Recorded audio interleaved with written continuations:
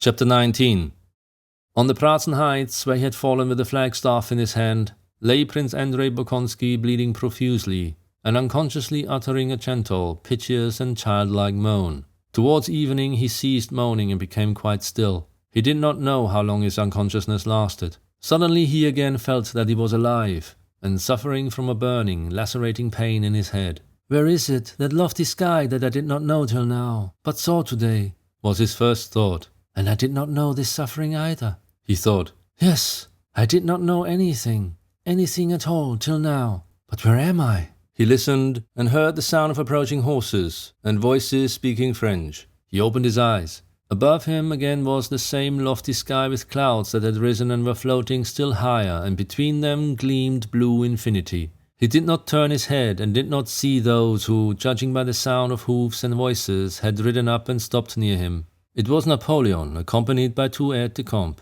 Bonaparte, riding over the battlefield, had given final orders to strengthen the batteries firing at the August Dam and was looking at the killed and wounded left on the field. "The beaux hommes," remarked Napoleon, looking at a dead Russian grenadier, who, with his face buried in the ground and a blackened nape, lay on his stomach with an already stiffened arm flung wide. "Les munitions anti-pièces de position sont épuisées," said an adjutant who had come from the batteries that were firing at August. "Faites avancer celles de la réserve," said Napoleon, and having gone on a few steps, he stopped before Prince Andrei, who lay on his back with a flagstaff that had been dropped beside him. The flag had already been taken by the French as a trophy. "Voilà, une belle mort," said Napoleon as he gazed at Bolkonsky. Prince Andrei understood that this was said of him, and that it was Napoleon who said it. He heard the speaker addressed as sire, but he heard the words as he might have heard the buzzing of a fly.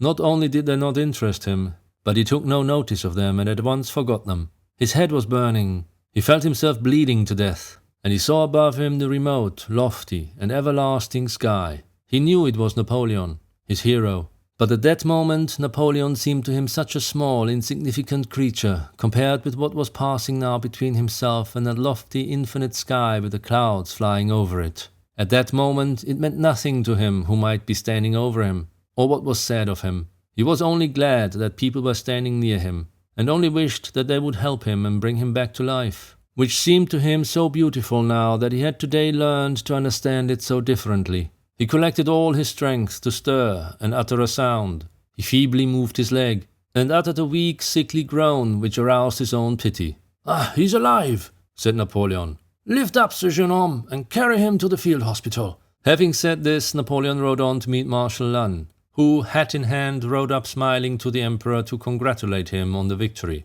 Prince Andrei remembered nothing more. He lost consciousness from the terrible pain of being lifted onto the stretcher, the jolting while being moved, and the probing of his wound at the field hospital. He did not regain consciousness till late in the day, when with other wounded and captured Russian officers he was carried to the hospital.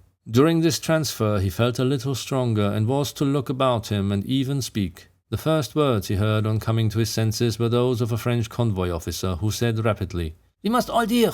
The Emperor will pass here immediately. It will please him to see these gentlemen prisoners. There are so many prisoners today, nearly the whole Russian army, that he is probably tired of them," said another officer. "All the same, they say this one is the commander of all the Emperor Alexander's guards," said the first one, indicating a Russian officer in the white uniform of the Horse Guards. Bolkonsky recognized Prince Repnin, whom he had met in Petersburg society. Beside him stood a lad of 19, also a wounded officer of the Horse Guards. Bonaparte, having come up at a gallop, stopped his horse. "Which is the senior?" he asked on seeing the prisoners. They named the colonel Prince Repnin. "You are the commander of the Emperor Alexander's regiment of Horse Guards?" asked Napoleon. "I commanded the squadron," replied Repnin.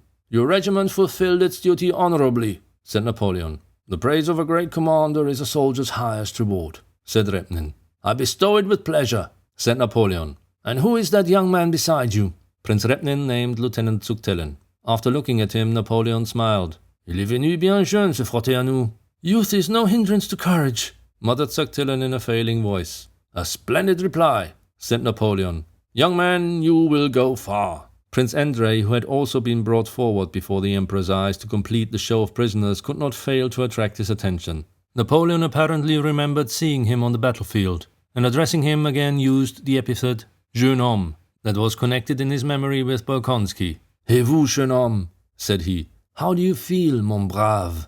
Though 5 minutes before, Prince Andrei had been able to say a few words to the soldiers who were carrying him, now with his eyes fixed straight on Napoleon, he was silent. So insignificant at that moment seemed to him all the interests that engrossed Napoleon. So mean did his hero himself with his paltry vanity and joy in victory appear, compared to the lofty, equitable and kindly sky which he had seen and understood, that he could not answer him. Everything seemed so futile and insignificant in comparison with the stern and solemn train of thought that weakness from loss of blood, suffering and the nearness of death aroused in him. Looking into Napoleon's eyes, Prince Andrei thought of the insignificance of greatness, the unimportance of life which no one could understand, and the still greater unimportance of death, the meaning of which no one alive could understand or explain. The Emperor, without waiting for an answer, turned away and said to one of the officers as he went, "Have these gentlemen attended to and taken to my bivouac. Let my Dr. Narrate examine their wounds. Goodbye, Prince Repnin."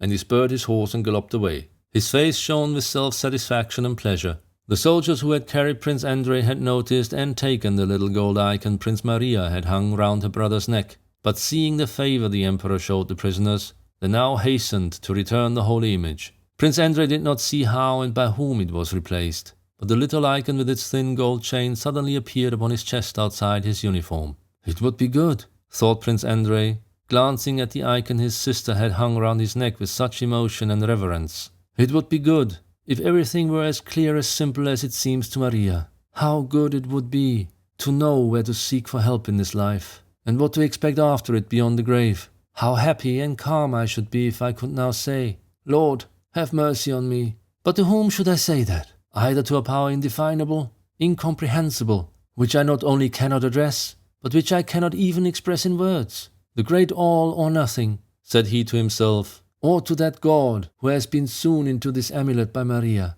There is nothing certain, nothing at all except the unimportance of everything I understand, and the greatness of something incomprehensible, but all important. The stretchers moved on. At every jolt he again felt unendurable pain. His feverishness increased and he grew delirious.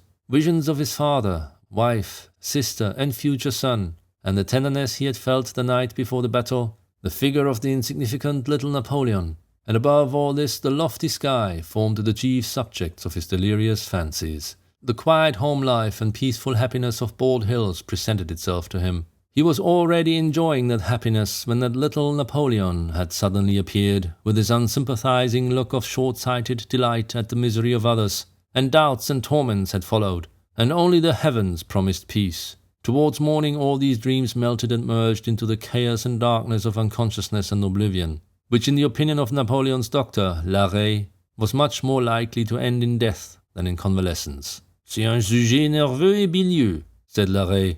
"Il n'en réchappera pas." And Prince Andrei, with others fatally wounded, was left to the care of the inhabitants of the district.